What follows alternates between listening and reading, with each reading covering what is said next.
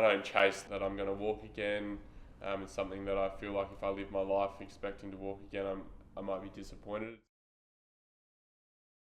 Hey, my name is Ben Sainsbury. I'm 20 years old from Perth, West Australia, and I'm a sprint paracanoeist. Growing up, I was a very adventurous kid. Raced motocross. Started racing when I was 4 years old.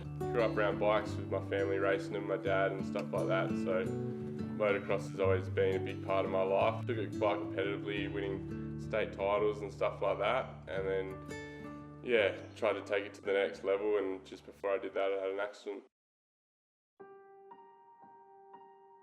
So the 4th of September, went to the track and geared up, got ready. Normally cruise around for your first lap, check the track out, and come over the last jump, coming into the last corner, and there was a limestone boulder on the outface of the jump. I couldn't see it because the sun was in my eyes.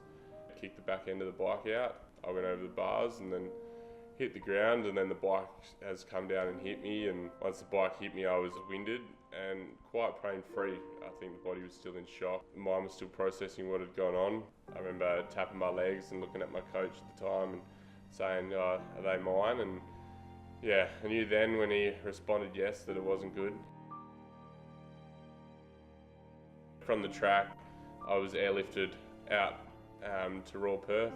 They put me into ICU trauma, had a few life-threatening injuries. What I had done within my chest and my internal organs, spine was kind of the last of the problems. Once they'd got them kind of sorted, went into surgery to stabilise my spine and be rodded up. They put 2 rods from T2 to T10, made me stable, and from there I got sent to Fiona Stanley.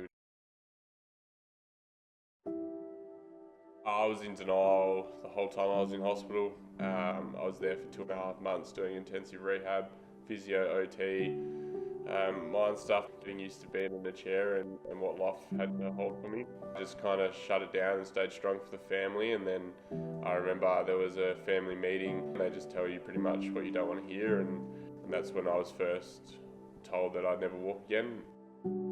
Growing up, motocross was the biggest thing in my life, and it's what I spent every day focusing on, if it was training or getting my bikes ready or going to the track or just doing everything was motocross. So to have that taken away from me affected me more than not walking again. Without that thrill of motocross, there was something missing in my life. I got approached that there was a chance to go join the paracanoe team at the Institute, and that's where my kayaking career began.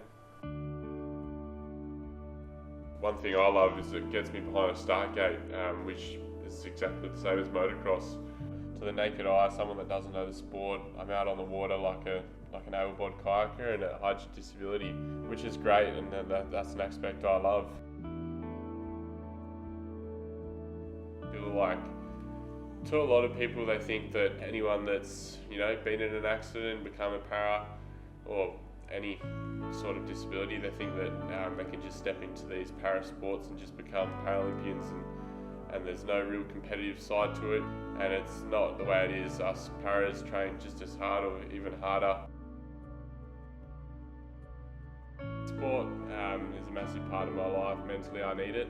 Without training, I take 2 days off of training and I'm going mental. I need that challenge and to push myself in a daily environment.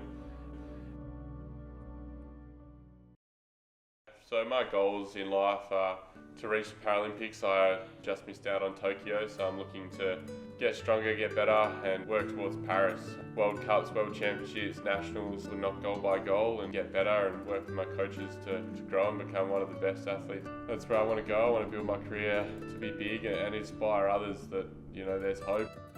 So I really get enjoyment out of going to schools and hospitals and talking to people in my situation or educating people that aren't in my situation, and that's something that I definitely am going to continue through my whole life, of just inspiring people to push through and deal with life challenges as they come, because it's not an end. So I've accepted everything that's happened, and I know that if I appreciate it for what it is, that I'll only grow and good things will come out of it, because everything happens for a reason.